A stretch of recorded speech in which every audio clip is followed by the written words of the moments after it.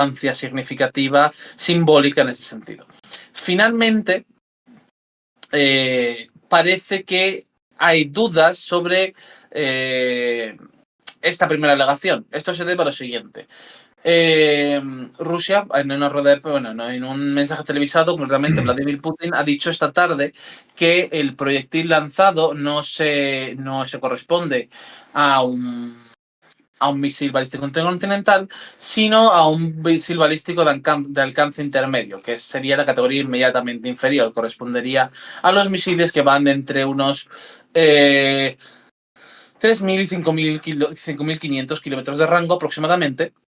Si son de 1.000 a 3.000, estamos hablando de alcance medio, y de eso son de corto alcance, estamos hablando de 0 a 1.000 kilómetros, ¿vale? Por tener la referencia.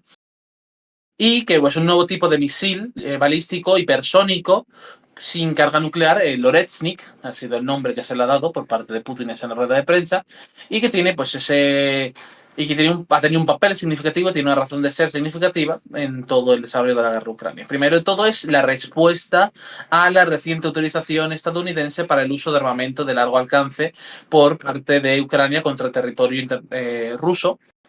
Voy a decir internacionalmente reconocido como ruso, realmente es correcto decir internacionalmente reconocido como ruso, que fue realizada esta utilización la semana pasada.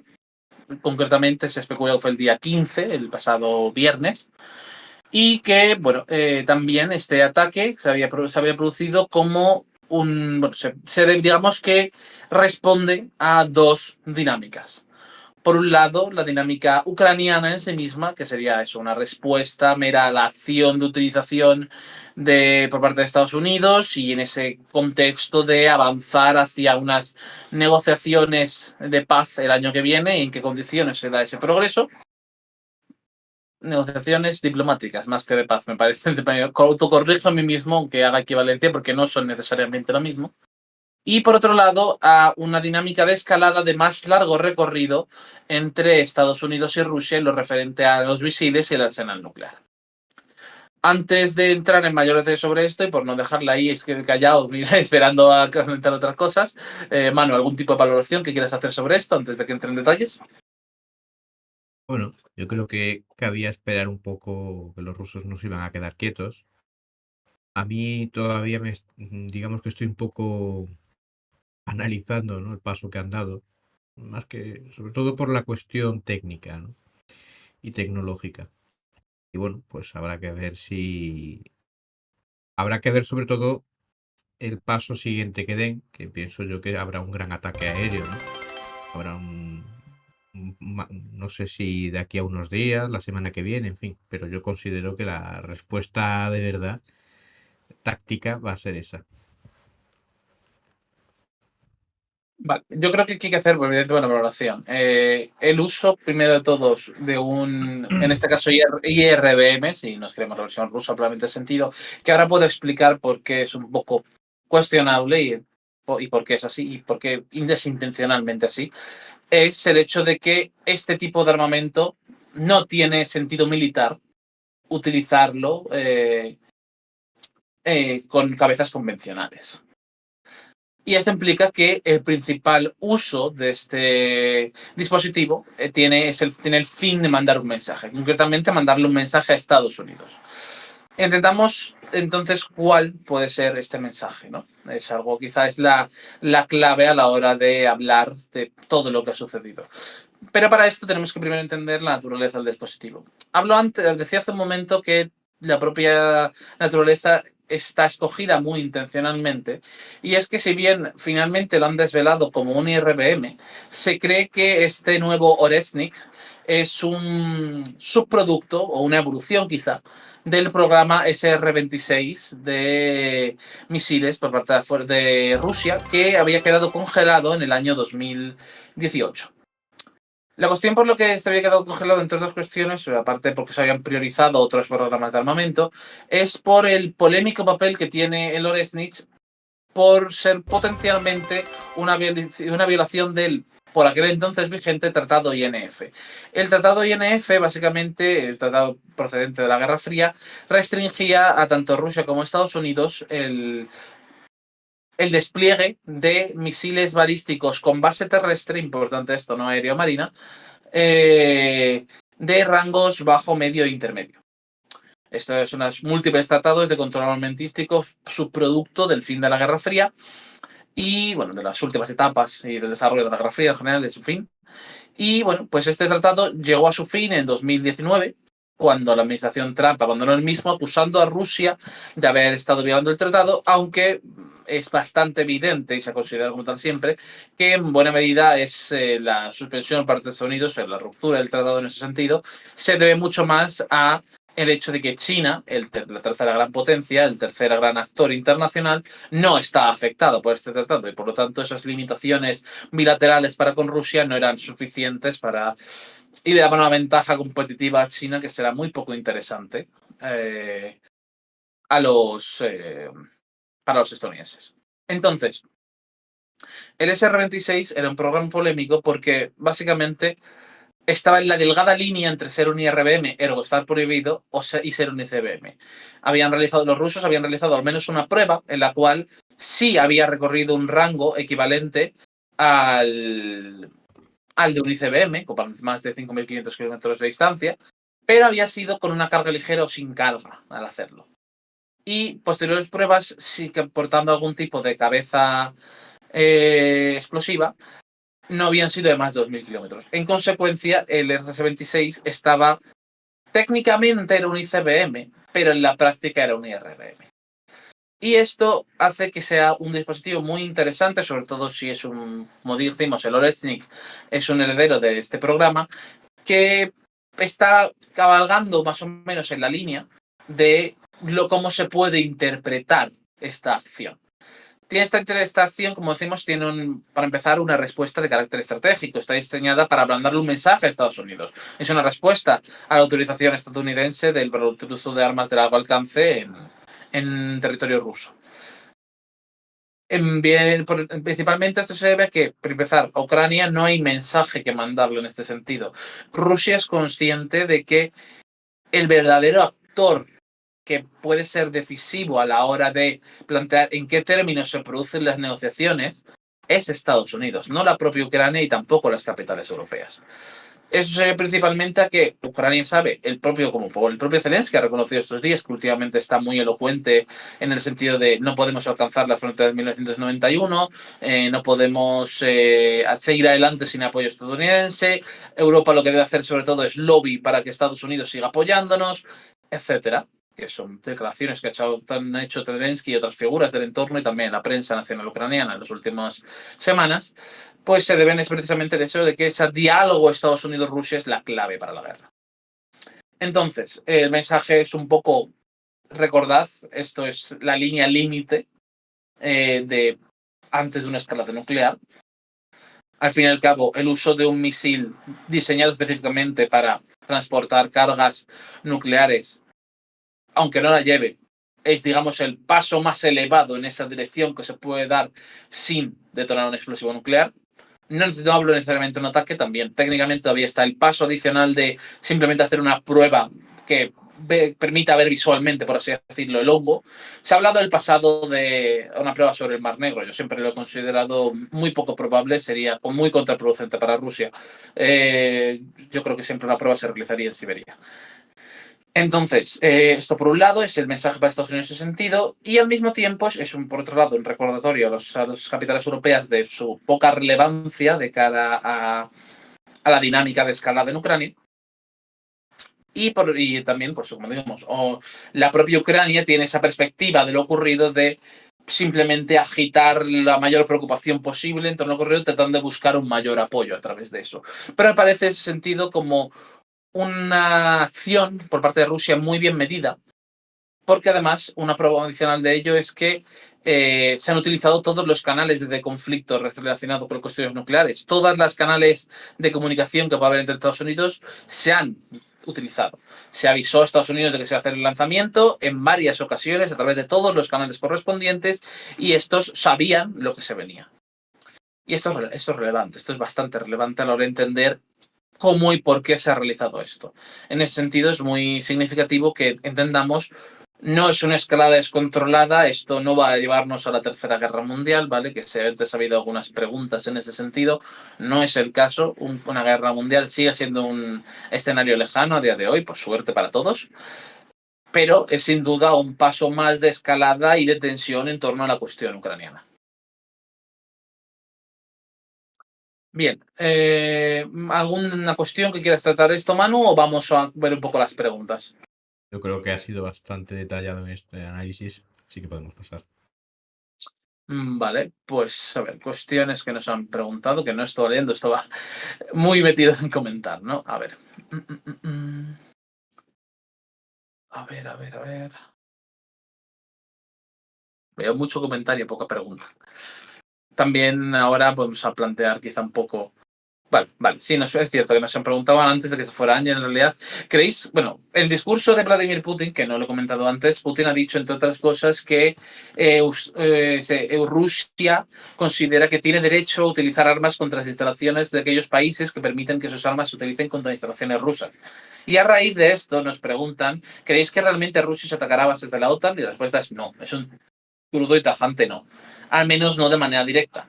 De lo que sí puede hacer Rusia es continuar con la ya existente campaña de sabotajes y... ¿Qué vamos a decir? Sabotajes de espionaje, iba a decir, pero sobre todo de sabotajes que está llevando a cabo en suelo europeo. Y ya que hemos tratado este tema precisamente hoy, Manu, te voy a tirar la pelota para que nos cuentes un poco Sí. cuál es la situación en este ámbito. No te he oído bien, ¿puedes repetirme? Simplemente que nos cuentes un poco, ya que has estado trabajando hoy precisamente sobre la cuestión de los sabotajes, potenciales sabotajes de Rusia en el continente europeo, pues que nos puedas hablar un poco del tema. Sí. Bueno, en los últimos 12 meses, por lo menos lo que se ha sabido a través de medios de comunicación, ha habido diversos sabotajes en todo el territorio europeo, podríamos decir, más que de la Unión Europea, pero principalmente de países de miembros de la OTAN, ¿no? Ahí tenemos casos de los países bálticos que han denunciado decenas de actos de sabotaje de los que se sospecha que Rusia o cercanos a Rusia podrían estar implicados. Y luego también, pues casos ya más que no, por dar detalles. Casos de este tipo de los que señalo en países bálticos, pues actos de incendio o de sabotaje de redes eléctricas contra empresas, en este caso, ¿no? Instalaciones industriales, almacenes que salen ardiendo, algunas explosiones. De este tipo también ha habido casos, por ejemplo, en España, uno,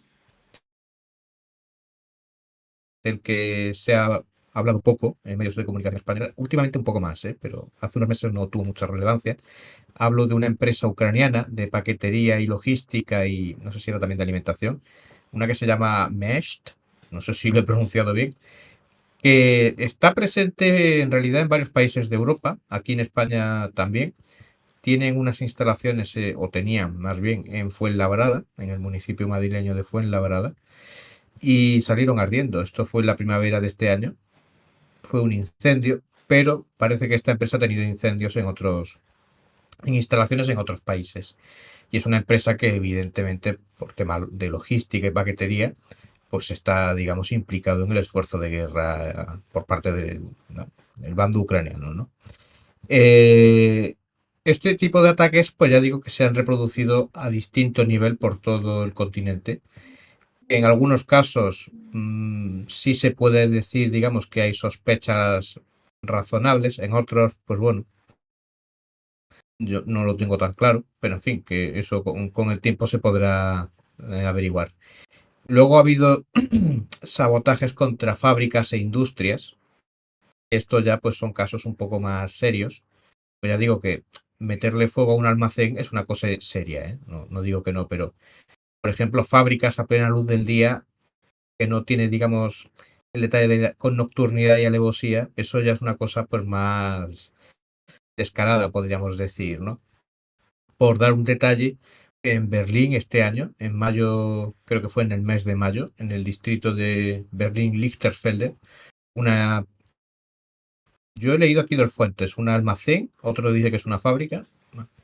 En cualquier caso, el fuego se extendió sobre el complejo de una empresa metalúrgica alemana llamada Gil Metal, que tiene también por lo menos un sector dedicado a temas de defensa. Y esto salió ardiendo. Fue un incendio además bastante notable, ya digo, a plena luz del día, mm, que tuvo que intervenir el cuerpo de bomberos de Berlín en gran número, porque además fue un fuego difícil de controlar, no fue por tanto una cosa, digamos, pues un fuego en un huequecito y bueno, pues ha afectado una parte de las instalaciones o se ha roto el cableado, en fin, fue una cosa bastante más seria. Y luego ya tenemos otra categoría de sabotajes o de acciones raras, que es lo que ocurre bajo el mar. Que de esto, pues a la cabeza está el Nord Stream, cuestión que hemos comentado hasta la saciedad aquí, que esto ocurrió en septiembre de 2022 y yo creo que fue el primer acto que inauguró este tipo de incidentes subacuáticos, podríamos llamar, ¿no? Se ha sabido recientemente que Ucrania trató de sabotear, habría tratado de sabotear el Turk Stream, que es el gasoducto que este, Jorge, a ver si que se me ha ido de la El mente. Truxtream. El Turk Stream que conectaba, aparte del nombre que está relacionado con Turquía, El pero nombre, el nombre, desde luego, es un poco indicativo de por dónde pasa, ¿no? Básicamente es una línea que cruza por el Mar Negro, simplemente conecta directamente desde Rusia hasta Turquía y desde ahí conecta con otros gasoductos que llegan hacia Europa. eso, gracias. No me acordaba de qué países pisaba. Este pues se ha sabido, creo que fue ayer en un artículo de Der Spiegel, la revista alemana Der Spiegel, que decía que bueno, pues que habían intentado también repetir la operación del Nord Stream, pero que esto no salió bien. Tampoco se han dado muchos más detalles de esta operación en la fecha en que fue llevada a cabo. En principio parece que por otoño de 2022 o cercanía de esa fecha. Y tampoco se han dado muchos más detalles de, bueno, de qué es lo que ocurrió, ¿no? Más allá de que no salió adelante, además, bueno, no se ha visto afectado hasta ahora el gasoducto, eso está más o menos confirmado, ¿no? Y luego tenemos otro tipo de acciones que ha habido, por ejemplo, esto lo comentamos en su día, fue el año pasado por estas fechas, hace un año, un gasoducto que conecta Finlandia con Estonia, que bueno, pues se vio saboteado y quedó interrumpido, si no me falla la memoria, lo que era la conexión energética entre los dos países. También en aquel momento hubo se dijo después por parte de las autoridades suecas que un cable de telecomunicaciones que unía Tallinn con Estocolmo habría quedado afectado, no interrumpida la comunicación, pero se habría visto afectado por esto. Aquí quizás podríamos hablar de daños colaterales. De esto se habló de Rusia en un principio, pero luego, y esto luego lo admitieron las autoridades chinas, hubo un barco de este país que estuvo implicado. En principio un accidente. Las autoridades chinas insistieron que fue un accidente. Pero recientemente ha habido otros accidentes, también en el mar Báltico, en este caso cortes de cables de fibra óptica que enlazan Suecia con Lituania y Alemania con Finlandia. Y ya pues digamos que empieza a haber digamos un patrón, ¿no? Aquí, aquí yo he visto en la prensa alemana acusaciones poco veladas hacia Rusia, pero también he visto en otros medios que había un barco chino implicado. O sea, yo aquí ya tengo dudas un poco, por lo menos por todo, digamos, las acusaciones que está viendo. Una cosa sí que hay, digamos, coincidencia, y es hablar de sabotaje, de que no hay coincidencia, de que esto pues no es coincidencia lo que ha ocurrido en los últimos días, ¿no?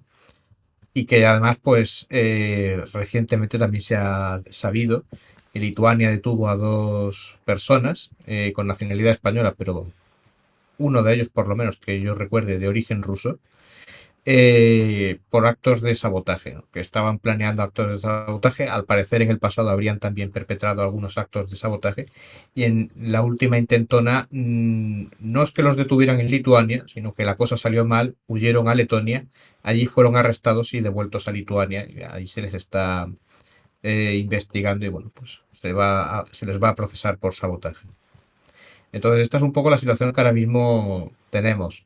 He hecho un resumen. Hay bastantes más actos de este tipo. Yo aquí he hecho un resumen porque realmente hay también, digamos, acusaciones que yo no sé hasta qué punto son accidentes, que honestamente la siniestralidad laboral está a la orden del día y en algunas industrias, pues bueno, ya se sabe que no prima, digamos, la seguridad, ¿no? Entonces tampoco tengo yo, digamos, una lista 100% seguro porque a fin de cuentas un sabotaje nunca se está claro al principio si es de verdad un sabotaje o un accidente. Normalmente suele ya, digamos, resultar cantoso cuando empieza ya a haber un patrón, ¿no? Cuando ya además es una empresa, como he señalado antes, esta empresa ucraniana, Mesht, pues ha sufrido, digamos, una serie de ataques en distintos puntos, siempre pues digamos, con un patrón parecido, ¿no? Hay una empresa de HL alemana, esta es alemana, de tema logístico, que es de las principales a nivel europeo y a nivel mundial también, en realidad. Y esta también ha habido, en medios alemanes se ha sugerido que podría haber habido sabotajes contra esta empresa, cosa que no es descartable, pero tampoco es algo que yo haya visto una acusación sólida que haya, digamos, por lo menos llegado a la prensa internacional, ¿no? Entonces esta vendría a ser un poco la situación que ahora mismo tenemos, así a modo de resumen general. Nos preguntan, bueno, nos hacen varias preguntas. Por un lado, referente no tanto a lo más reciente, bueno, sino a la cuestión anterior, que es si Ucrania continúa con los lanzamientos de ATACMS o Storm Shadows, ¿no puedes controlar esa situación? Siempre existe un riesgo de escalada. Sin embargo, hay dos factores a tener en cuenta. Por un lado, Ucrania no tiene tantos misiles. Vamos a empezar por ahí. Ucrania tiene un arsenal muy limitado de ATCMS, se habla de 50. Y para que os hagamos una idea, en el primer ataque que han hecho, han utilizado 8 al menos, así que no deberíamos esperar muchos ataques en ese sentido. Y segundo, el hecho de que, a pesar de que se le den, por así decirlo, la capacidad de realizar ataques contra territorio ruso, esto no significa que se les dé sin ningún tipo de supervisión. O sea, los países occidentales van a seguir teniendo un cierto control para tratar de evitar medidas excesivamente escalatorias. Luego, ¿qué más cuestiones? ¿Qué efectos puede tener este conflicto en la economía global? Bueno, ya los ha tenido, ¿no? Hemos visto, por ejemplo, la subida de los precios de la electricidad afectada en años anteriores por todo lo ocurrido. Hemos visto los efectos en el mercado internacional de alimentos, sobre todo el grano y toda la crisis que hubo en torno a todo esto. Sí, podría tener nuevos efectos inesperados, imprevistos. Sí, podría tenerlos, pero ahora mismo, digamos que la fase del shock de la guerra no es. Ya ha pasado, no va a tener otros efectos drásticos en lo, digamos, que en lo referente a lo económico. Al menos sin ningún cambio importante sobre la dinámica del conflicto. Vale, y luego que ya vamos a tener. O sea, vamos a ir acabando, que ahora cerramos a media, ¿vale? Nos preguntáis un poco qué daño se ha causado el ataque en Dnipro. Yo, por lo que he visto, no. Los ucranianos cerraron la zona y no han surgido imágenes de los efectos. Nada que añadir en ese sentido. Pero nuevamente, insisto, el objetivo del ataque no era causar daños particularmente, al menos en mi percepción de este. Era mandar un mensaje y el mensaje me parece que se ha entendido de manera meridianamente clara. Luego nos hacéis preguntas un poco más. Bueno, sí, nos habláis también de la economía de Rusia. Insisto una vez más en todo lo que estaba diciendo, lo que he dicho ya antes, el primer bloque que hemos hecho de Ucrania. Sí, Rusia tiene una situación económica mala. Sí, Rusia no puede continuar con la guerra ad infinitum, con la situación económica que tiene, sin causarse problemas graves, por así decirlo. Pero también es importante señalar que a pesar de esto, a pesar del tema de inflación, a pesar del tema de la subida de los tipos de interés, etcétera, seguramente Rusia puede aguantar todavía un año o incluso dos, dependiendo de las circunstancias de guerra, sin que sea catastrófico para su economía. Lo iremos viendo, por supuesto, ningún tipo de las predicciones económicas son como los planes, ninguno sobrevive al contacto con la realidad, ¿no? Pero es algo que por ahora al menos no parece que tenga un efecto que vaya a ser inmediato. Todavía se espera que un año más puedan aguantar en ese sentido. Y nos dicen Manda Carayo 2, estoy cansado de guerras, estoy cansada de guerras, sinceramente. Es, bueno, Pues anda que no te queda. estás escuchando Descifrando la Guerra, yo te lo recuerdo. Que quizá tenga algo que ver con todo eso. Vale, y luego, bueno, nos preguntáis ya por otros temas sobre, por ejemplo, qué efectos puede tener la política económica de Trump, que ya se nos empiecen un poco a salir de lo que estábamos comentando aquí.